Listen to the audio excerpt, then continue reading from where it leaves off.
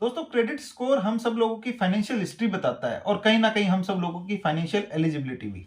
तो credit score के लिए हम सब लोग कंसर्न रहते हैं कि हमारा सिविल स्कोर कहीं गिर तो नहीं गया, हमारा सिविल स्कोर कितना कम हो जाएगा, हम इंक्वायरी करें नहीं करें, और कैसे हम लोग अपना सिविल स्कोर हाईएस्ट मेंटेन करें।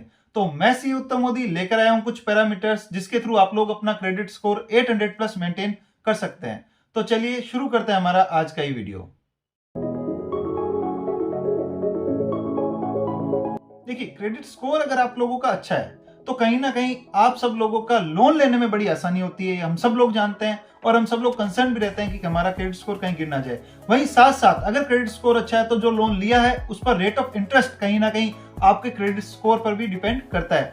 और क्रेडिट स्कोर ये दिखाता है कि आप लोग कितने फाइनेंशियल क्रेडिबल हैं, कितने फाइनेंशियल रिस्पॉन्सिबल हैं, आप लोग अपना पेमेंट कितने टाइम से करते हैं, और यही सब पैरामीटर्स देखकर कोई भी बैंक या एनबीएफसी आपको लोन सैंक्शन करता है।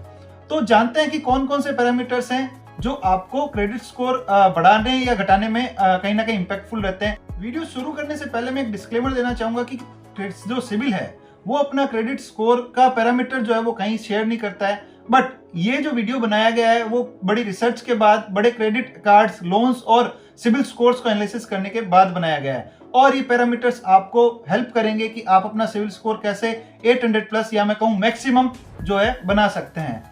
जब सिविल स्कोर की बात आती है तो सबसे पहला पैरामीटर जब हम लोग बात करेंगे वो है आपका पेमेंट, कि आपने पेमेंट कितना डिले किया है। अगर मैं बात करूं पेमेंट्स का तो ये जो पैरामीटर है वो लगभग 35% आपके सिविल में कहीं ना कहीं स्कोर करता है, वेटेज रखता है, क्योंकि जो सिविल का स्कोर है 0 से 900 के बीच में होता है और 35% लगभग इस पैरामीटर की जो वेटेज रहती है। अगर मैं बात करूं अगर आपका कोई डिले नहीं है तो आपको लगभग 85 से 105 पॉइंट तक रिवॉर्ड किए जाते हैं, और वहीं पर अगर आपका डिले है 30 दिन के अंदर का तो 70 से 85 पॉइंट यानी कि 15 से 20 पॉइंट आपके डिडक्ट कर लिए जाते हैं। वहीं 30 से 65 दिन की अगर मैं बात करूं तो अगर आपका 30 से 60 दिन का अगर आपका डिले है तो 55 से 60 पॉइंट आपको दिए जाते हैं और 30 से 45 पॉइंट्स तक आपका डिडक्ट किए जा सकते हैं। तो इसी टाइप से आपके पॉइंट, अगर मान लीजिए आपका डिले 2 से 3 महीने का है यानी 60 से 90 दिन का डिले है तो 30 से 40 पॉइंट आपको सिर्फ दिए जाते हैं और 55 से 65 पॉइंट आपके काट लिए जाते हैं। वहीं अगर 90 दिन से ज्यादा का डिले अगर आपका रहता है पेमेंट में तो 30 से 35 पॉइंट आपको दिए जाते हैं और 50 से 70 पॉइंट आपके काट लिए जाते हैं। यहीं पर अगर आपने कोई पेमेंट नहीं करी है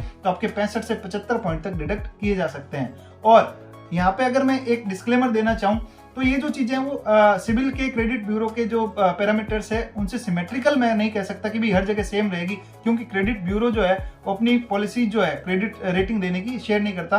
बट ये जो मैं कहूँ स्कोरिंग जो हमने करी है, अब मैं आपके साथ जो शेयर कर रहा हूँ इस पर आप रिलाई करके अपने क्रेडिट स्कोर को बढ़ाने की कोशिश कर सकते हैं, जस्ट बिकॉज ये काफी स्टडी के बाद में किया गया है। और आरबीआई की साइट के ऊपर एक कस्टमर की जो बिहेवियरल है उसके ऊपर रेटिंग कैसे बढ़ती है वो सारी चीजें भी कहीं ना कहीं आरबीआई की साइट पर गाइडलाइंस दी हुई है, वो भी आप मतलब उस पर जाकर पढ़ सकते हैं।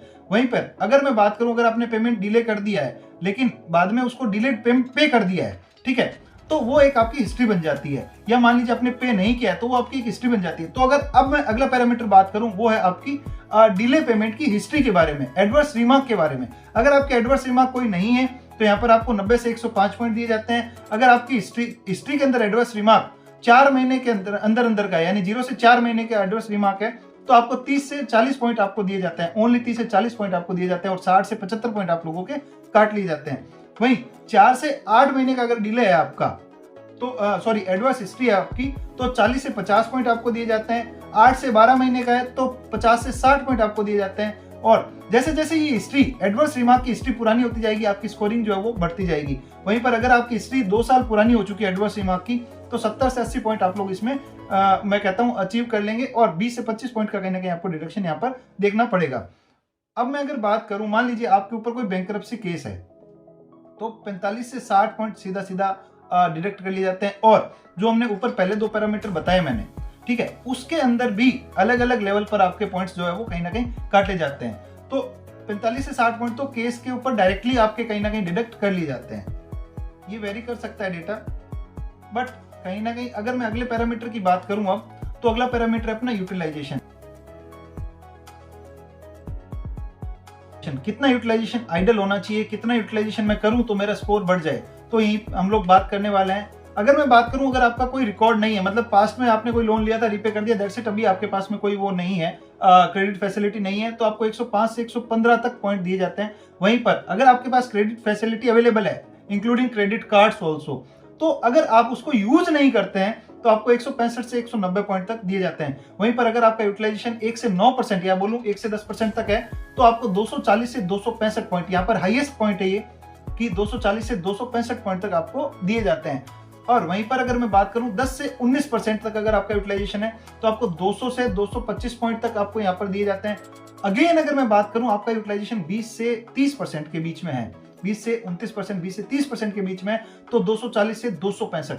यहाँ पर मैं 240 से 265 दो बार बोला हूं, जब आपका यूटिलाइजेशन 1 से 10% के बीच में था, जब आपका यूटिलाइजेशन 30% के नीचे है क्या बेसिकली अगर मैं बात करूं तो ऐसा, क्योंकि दोनों लेवल पर आपको लगभग सेम पॉइंट दिए जाते हैं। यहाँ पर आइडियल यूटिलाइजेशन की मैं पहले बात करूंगा। आइडियल यूटिलाइजेशन वो है जो कि मैं बोलूं ना तो बिलो रहेगा आपके, और ना ही आप अपनी क्रेडिट उससे अबो यूटिलाइज कर रहे हैं। 30% हम सब लोगों को पता है कि आइडियल यूटिलाइजेशन है। तो क्या होता है ना कि जब 30% यूटिलाइजेशन लगभग यानी कि 20 से 30% के बीच का जब यूटिलाइजेशन आपकी क्रेडिट हिस्ट्री का रहता है, तो बैंकर जो है या मैं बोलूं क्रेडिट ब्यूरो जो है, वो ये देखता है कि भाई आप लोग कितने अवेयर हैं अपने रीपेमेंट करने के लिए, मतलब आप फैसिलिटी यूज भी करते हैं, रीपेमेंट भी टाइमली कर रहे हैं। और वहीं पर अगर मैं बात करूं 1 से 9%, 1 से 10% वाली यूटिलाइजेशन वाले स्लैब की, तो उसमें क्या रहता है कि हाँ, ऑल्दो आपको हाईएस्ट पॉइंट दिए जा सकते हैं, बट वहां पर आप कहीं ना कहीं अंडर यूटिलाइज कर रहे हैं आपकी फैसिलिटीज अवेलेबल को। तो आपको अंडर यूटिलाइज नहीं करना है, कहीं ना कहीं आप सब लोगों को एक आइडियल यूटिलाइजेशन पर चलना है। ठीक है, अंडर यूटिलाइजेशन में आपका स्कोर गिरने के चांसेस रहते हैं, बट अगर आप आइडियल यूटिलाइजेशन के अंदर है, यानी कि बिलो 30 में जाते हैं, तो आप अपना स्कोर हाईएस्ट मेंटेन करके रख सकते हैं। वहीं पर अगर आपका यूटिलाइजेशन 30 से 49% के बीच में, तो आपको 150 से 175 पॉइंट दिए जाते हैं, और 50 से 80% के बीच में अगर आप यूटिलाइज करते हैं तो 125 से 150 पॉइंट, और अगर आपका यूटिलाइजेशन मोर देन 80% है तो आपको 115 से 125 यानी कि मैं बोलूं सबसे लोअर काइंड ऑफ यूटिलाइजेशन में पॉइंट आपको दिए जाते हैं। वहीं पर अगर मैं अब यहाँ पे बात करूं ये यूटिलाइजेशन क्या है, ये ओवरऑल साल भर का यूटिलाइजेशन है। सबसे पहले मैं इस चीज को क्लियर कर दूं, और इसके साथ में ये आपकी सारी क्रेडिट अवेलेबल फैसिलिटीज के बारे में है। जरूरी नहीं कि मान लीजिए फॉर एग्जांपल आपके पास एक पर्सनल लोन है, आपके पास 4 क्रेडिट कार्ड्स हैं, आप सबकी क्रेडिट जो अवेलेबल है आपके पास लिमिट, उसको देखिए और उसके यूटिलाइजेशन को कंपेयर कीजिए कि आप कितना यूटिलाइज कर रहे हैं, ना कि किसी पर्टिकुलर एक लोन या एक क्रेडिट कार्ड के बारे में। जस्ट बिकॉज हम लोग देखते हैं कि क्रेडिट कार्ड का यूटिलाइजेशन हम लोग कहते हैं 30% कर लीजिए, आप आइडियल लेवल पर आ जाएंगे, बट आपको साथ में देखना है कि आपके पास में और कौन कौन सी फैसिलिटीज जो है वो अवेलेबल है। अगर ओवरऑल मिलाकर भी आपका यूटिलाइजेशन इस पैरामीटर के ऊपर सेट बैठ रहा है, तो आपका क्रेडिट स्कोर जो है आप लोग इंप्रूव कर सकते हैं। अगर मैं बात करूं अगले पैरामीटर की, अगर मैं बात करूं अब अपने अगले पैरामीटर की, तो वो है आपके नए क्रेडिट इंक्वायरीज। नई क्रेडिट इंक्वायरी, आप सब लोगों ने सुना होगा कि ज्यादा क्रेडिट इंक्वायरी मत करो, सिविल स्कोर गिर जाएगा, मगर कितना? हम सब लोगों को ये तो पता है कि क्रेडिट स्कोर गिरेगा, मगर कितना? तो मैं आप लोगों को बताता हूं। अगर आपकी 6 महीने की, लास्ट 6 महीने की इंक्वायरीज यहां पर देखनी है, अगर आपकी 6 महीने में कोई भी इंक्वायरी नहीं है तो आपको 75 से 90 पॉइंट दिए जाते हैं। वहीं पर अगर आपकी एक इंक्वायरी है तो 65 से 75 पॉइंट आपको दिए जाते हैं, और 10 से 15 पॉइंट आपके काट लिए जाते हैं। वहीं पर 2 इंक्वायरी है तो आपके 20 से 25 पॉइंट की डिडक्शन होगी, 3 इंक्वायरी है तो 30 से 35, 4 इंक्वायरी है तो 40 से 45, और वहीं पर अगर आपकी 5 या उससे ज्यादा इंक्वायरी है तो 50 से 55 पॉइंट की इंक्वायरी पॉइंट जो है वो आपके डिडक्ट किए जाते हैं। तो अगर आपको सिविल इंप्रूव करना है तो यहाँ पर एक टिप ये है कि मल्टीपल लोन्स के लिए अप्लाई मत कीजिए, क्योंकि ये देखा जाता है, क्योंकि मैं भी एक बैंकर रहा हूं, तो मुझे ये चीज पता है कि जब आरएम होता है या मैं बोलूं डीएसए के थ्रू जब लोन लिया जाता है, तो क्या करता है डीएसए जितने भी बैंक में वो एम्पेनल्ड है वो सारी बैंक्स में फाइल लगा देता है, और यहाँ पर क्या होता है मल्टीपल इंक्वायरीज दिखने लगती है, और मल्टीपल इंक्वायरीज की वजह से आपका सिविल स्कोर कहीं ना कहीं कम हो जाता है। तो आई विल सजेस्ट कि आप लोग क्या कीजिए, अपना अगर सिविल स्कोर बढ़ाना है तो मैं कहूं कि आप अपनी इंक्वायरीज को कम कीजिए। जितनी इंक्वायरीज कम होगी उतना स्कोर बढ़ता जाएगा। यहां पर मैं एक आरबीआई की गाइडलाइन के बारे में भी आपको बताना चाहूंगा कि भाई देखिए, लोन जब रिजेक्ट होता है तो अब आगे से क्या होगा कि बैंक को आपको रिमार्क देना पड़ेगा कि आपका लोन किस वजह से, क्रेडिट हिस्ट्री की वजह से या किसी और रीजन की वजह से अगर आपका रिजेक्ट हुआ है, तो रिमार्क आपको बैंक आपको कहीं ना कहीं देगा। तो मैं कहूं उसके बाद में ही आप दूसरा लोन अप्लाई करिए। मल्टीपल क्रेडिट कार्ड्स के लिए हम लोग एक साथ अप्लाई कर देते हैं, तो वो उतनी इंक्वायरीज कहीं ना कहीं हमारी हिस्ट्री में दिखने लगती है, और जितनी मैक्सिमम इंक्वायरी होगी उतना ज्यादा स्कोर पर इंपैक्ट पड़ेगा। तो कहीं ना कहीं यहाँ पर एक सजेशन है कि हम लोग जितनी कम इंक्वायरी करेंगे, अगर आपका स्कोर कंटिन्यू गिर रहा है तो आप क्या कीजिए, एक टाइम के लिए अपनी इंक्वायरीज बंद कर दीजिए सिविल पर। तो यहाँ पर सीधा का सीधा आपके 40 से 50 पॉइंट का इंपैक्ट पड़ सकता है सिविल के ऊपर। Enquiries matters. अब नेक्स्ट पैरामीटर की बात करते हैं। नेक्स्ट पैरामीटर है अपना विंटेज, यानी कि आपकी हिस्ट्री। आप कितने पुराने कस्टमर हैं, ये बहुत मैटर करता है। जनरली देखा जाता है कि लोग अपना पुराना क्रेडिट कार्ड बंद करवा देते हैं, या मैं कहूँ कि लोग अपना पुराने लोन्स क्लोज करवा देते हैं। लोन्स के बारे में तो अर्ली रिपेमेंट हम सब लोग जानते हैं, बट क्रेडिट कार्ड्स बंद करवा देना कहीं ना कहीं मैं कहूँ कि ये भी कहीं ना कहीं नेगेटिव इंपैक्ट पड़ता है। कैसे? अगर आपकी क्रेडिट हिस्ट्री एक ही बैंक एक ही कार्ड के साथ में ज्यादा लंबी है तो कहीं ना कहीं वो आपको स्कोर देकर जाता है। वहीं पर जैसे अगर मैं बात करूं, अगर आपकी हिस्ट्री जो है वो 12 महीने के अंदर है और 12 महीने के अंदर आपका कोई मतलब पुराना लोन, उससे ज्यादा पुराना लोन नहीं है, कोई पुरानी हिस्ट्री नहीं है, विंटेज नहीं है, तो आपको 70 से 80 पॉइंट कहीं ना कहीं मिलते हैं।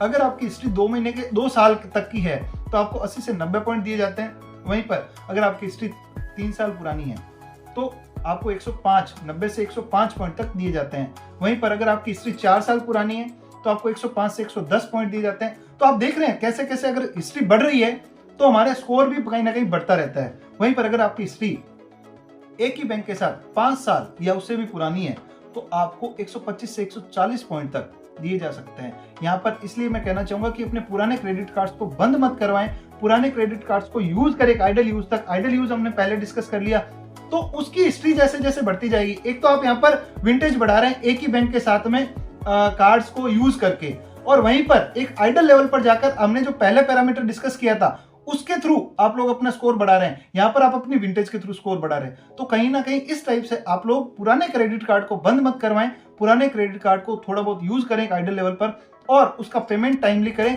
जिससे कि आपका जो स्कोर है वो इंप्रूव हो सकता है।